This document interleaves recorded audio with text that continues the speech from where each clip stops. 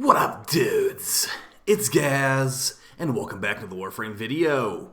So we got level 10,000 Hydroid Steel Path today. The new build I put together will basically make you invincible, and you do tons of damage too. So yeah, Hydroid reworks are doing real nice. We'll be going over all the stuff I used for level 10,000 Hydroid.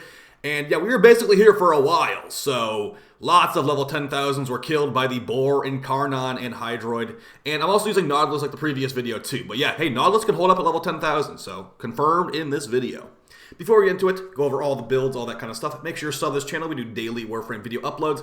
Right after this video is done, I'm going to go record my Archon DPS video after some testing last night on the live stream. So you can check the live stream, come stop by next time as well. You can see when this stuff gets tested live.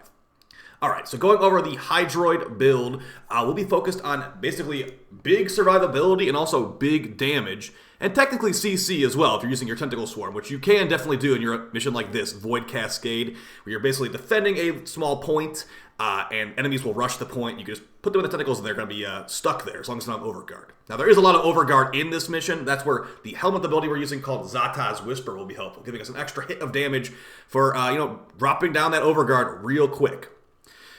So, we'll be using the weapons, the Kompressa as a pistol, we're using the Boar Prime as a primary, and we're using the Praedos as a melee. The Praedos is only used to give us increased mobility through its incarnon perks.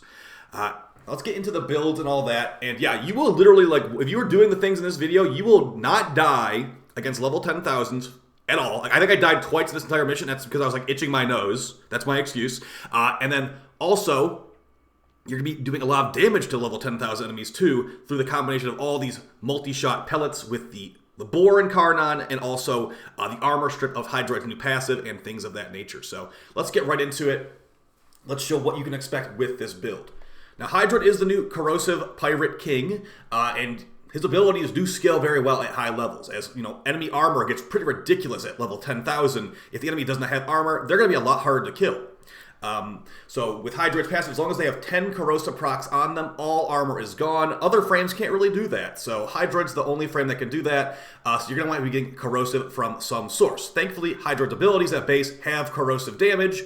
And the one we'll be using the most in this video is going to be the second ability. The augment's called Tidal Impunity. I think it's called Tidal Surge or something. So let's get into the builds and all that, because it's actually a very good mobility tool as well. If you want to go from point A to point B, just spam this ability. The Tidal Impunity Augment mod reduces the energy cost massively of this ability as well, so you can just spam it constantly. We actually have no Nourish active in this squad as well, so we're doing all this with this base energy, Equilibrium, and then the Energize. No Nourish here. Nourish would help. We could spam it even more with Nourish, but yeah, we had no Nourish in the squad. This is not a Nourish build. So let's get into it right now. We're in the sim. Now, as far as the build on Hydroid, we have the Zata's Whisper Helmet from Zaku. Gives you an extra hit of damage. It's void damage on your weapons. We have so much multi-shot with the Boar Prime that it's just tons and tons of extra void procs. The second ability is called Tidal Surge. Remember the name now, because I'm reading it. And the Augment mod Tidal Impunity gives us status immunity, and also prevents gives status immunity with our teammates too, as long as we dash through them. Very good. You can actually probably do no rolling guard for this build, even though I did run rolling guard. The new ability Plunder, depending on how many corrosive procs on the enemies, you'll get armor back, and you'll also get corrosive damage buff. We're only really worrying about the corrosive damage buff here, as it buffs our Boar Prime even harder. And we got the Tentacle Swarm. This will grab enemies, make them CC. They're constantly taking corrosive damage and corrosive procs. It just makes it so we don't have as much enemy fire on us at all times. Our Archon Shards are 2 casting speed Tau Shards and 3 ability strength Crimson Shards. For this build, you actually could probably go with shield capacity shards for longer shield gate, as we're not using catalyzing shields. And when we go over what Nautilus is doing here, we are basically the shield tanking, shield gating lord with this. So let's get into there on the Hydroid build. So some of this stuff might look really weird, and like I said, you could probably take off rolling guard in the end if you get used to the playstyle. We've got brief respite. Every time we cast an ability, we get some shields back. We've got Vigilant Vigor and Fast Deflection. These mods were buffed in the Abyss of Dagath update. They now provide shield recharge delay, and also they've always provided shield recharge increase. So when you're in your second ability, Tidal Surge, you can regen your shields. So with our current build, we've got a 1.83 maximum shield gate, and when I show some of the stuff on our companion, we actually can increase that shield gate even more. So whenever our shield breaks, hit your second ability. You will be in this. You can actually cast it while you're already in it and just keep casting it. You will regen your shields really fast with this build. Also, Arcane Aegis can proc while you're in there as well. Because sometimes Xmas damage can hit you in the water wave, but it will not damage your health, it will only damage your shield. So you can proc Arcane Aegis in the water wave. Rolling guard, like it's really if you just are maybe like not paying attention, you just roll to get back into your water wave. You don't need this on the build in the end. You can just replace it with like another power strength mod, honestly, or maybe one of his augments. Prime flow definitely needed on this build, as we want to make sure we can cast our 15 energy tidal surge as much as possible in any situation at all. So make sure that you are able to cast this. Tidal Impunity is a must-have mod for endurance runs on Hydroid, as this ability also is going to do corrosive damage. So remove enemy armor while invincible. Umbral Intensify, I got an Umbra form on Hydroid, I better put it on there, so get some more power strength, good for Zata's Whisper's buff, good for Plunder's corrosive buff. We got Vigorous Swap. The way that this weapon playstyle goes, we're swapping between our Kompressa and our Boar constantly, not only to give procs and Vigorous Swap bonuses, but also to make our Sentinel give us fire rate too. Equilibrium was buffed in this update, you can pick up orbs at any time. You've got Arcane Aegis. Okay, this was not working on the launch of the Abyss of Dagath update. This Arcane was bad. They fixed it, and now it's back to being good. So you'll get constant shield recharge while this is active. It's a 3% chance, but it does proc somewhat often. And Multi-Augmented for more power strength, giving us more Zata's Whisper damage, and giving us more Plunder damage. So as far as the Sentinel, before we go over the weapons, let's show what the Sentinel's doing here, because this is actually pretty important to the build. It's not the same build as the Hydroid Plunder built in the Ivara bubble the other day. This is an endurance-focused build here. Some of the things are the same. So we've got Cordon, making enemies get grouped up. By the way, I think Nautilus is the best Sentinel for Hydroid, for sure. This has a 15-second cooldown. We reduce the cooldown of it with Manifold Bond. Killing an enemy with 3 or more status procs reduces the cooldown of Sentinel abilities by 3 seconds. So they're grouping all the enemies up. We're hitting them with a bunch of procs from our Kompressa and our Hydroid abilities. So we get this constantly being spammed. Reinforced Bond, if the companion has over 1,200 maximum shields, your fire rate is increased by 60%. Whenever you reload, it will restore 150 overshields to your companion. This works with auto reload features such as lock and load, synth mods, etc., etc. So that's going to be part of what we're doing here to get constant fire rate buffs. Tenacious Bond gives us crit damage on our frame. Very good with our Boar incarnon. So yeah, make sure you got the Vulklok or the Vulkics as your Sentinel weapon of choice, and you'll be having increased crit damage. The other stuff does not matter as much. Calculated Redirection, because you need to have a shield capacity mod to get 1,200 shields. I don't know if that's a new change, but that's in this update.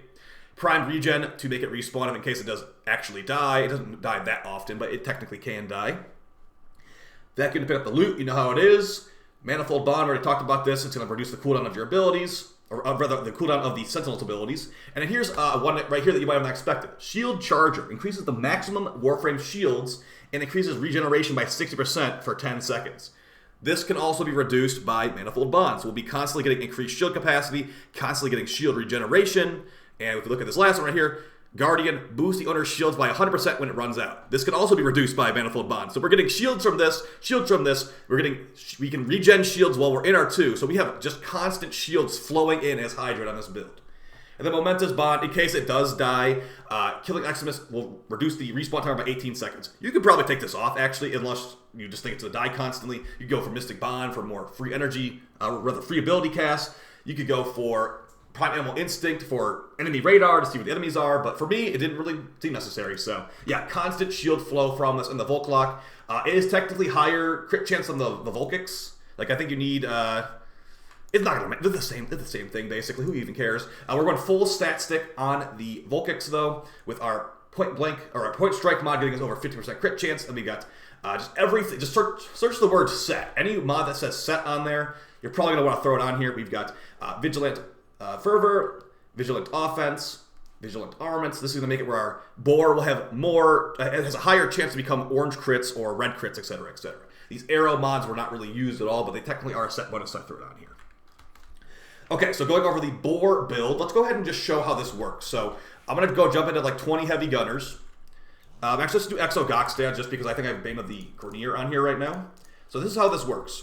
I'm not going to cast Tentacle Storm because that's cheating, but we're going to just go in there, we're going to jump in. All the enemies are grabbed into one spot. You can cast your 2. I mean, look at right now, we're constantly shield gaining already.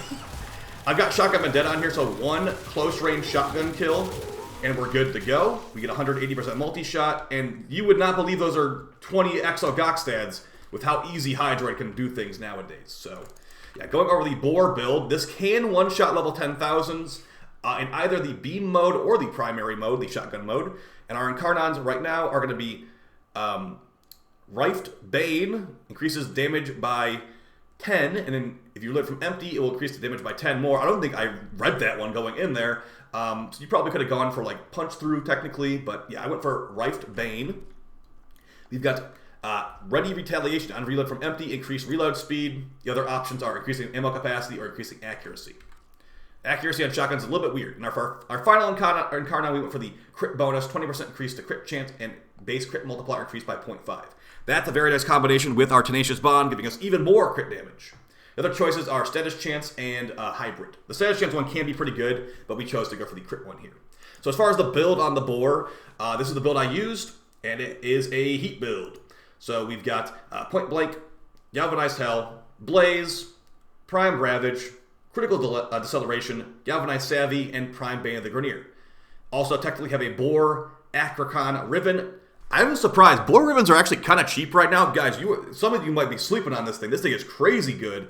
I know people are like, oh, the Torrid is better. I mean, maybe, but does a Torrid just unconditionally one-shot like that? Okay, maybe not unconditionally one-shot. I was really tearing through level 10,000 with this thing, so maybe I'll have to try the Torrid at level 10,000 next time. But yeah, this was quite easy.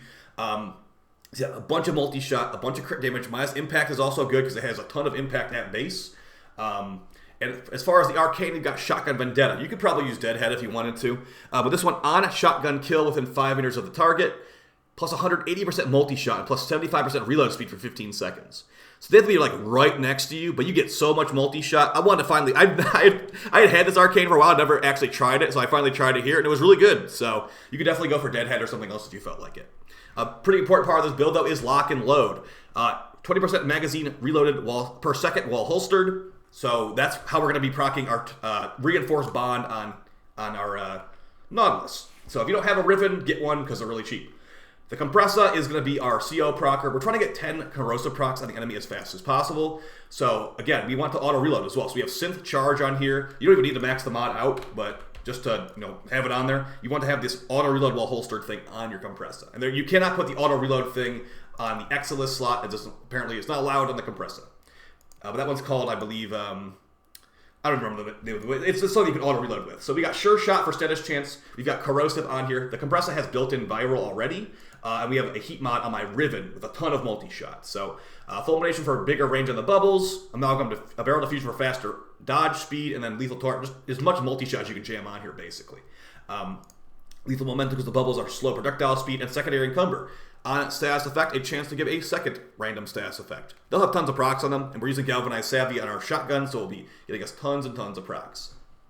Yeah, so the thing about this is that I actually, in the footage, I was using this build, which is like a pseudo DPS build. It was not, I would not recommend that. Just go with a full status proc build and throw on synth charging, constantly reload, and constantly get fire rate. Our Praedos was only used for a mobility stat stick, but I'll show you it anyway, even though it was hardly used in the mission at all. And that's what I got right there. I don't think I killed I think I killed like 3 enemies with this thing in the entire mission. The biggest things here, parkour velocity and sprint speed slide. For Matter Eye Focus Tree, the biggest things here are Contamination Wave and Void Strike. Other stuff is pretty good too. And that is basically the setup. So let's go over some gameplay tips and all that before we head out here. I'm gonna go record my Archon DPS video right after this. And as far as, what other weapons would be good on Hydroid, Hydroid's got lots of choices. For lower levels, the Occucore is definitely good. For high levels, I feel like you can't do wrong with any Incarnon. At the end of the day, you know what? You can literally just one-shot level 10,000s with Hydroid's abilities. So I think that he's, rather weapons with combination of Hydroid's abilities, I think he's doing pretty good. I think that the rework was a success. He might be a little bit overtuned, honestly, so... If you guys enjoy these types of videos, I'll have more coming out. Let me know any frames you want me to see for level 10,000. Now that I've done Hydroid like 4 times, and I've done Dagath twice as well. Actually, I might do a Helminth Dagath video pretty soon too for level 10,000. But we'll see. I've got a couple ideas. I'm getting some ideas from other content creators as well on Twitter, so I'll definitely shout them out, of course. So I'll see you guys next video. Archon DPS video coming out very soon. Appreciate all the support, guys. I'll see you in the next one, and take it easy. Bye.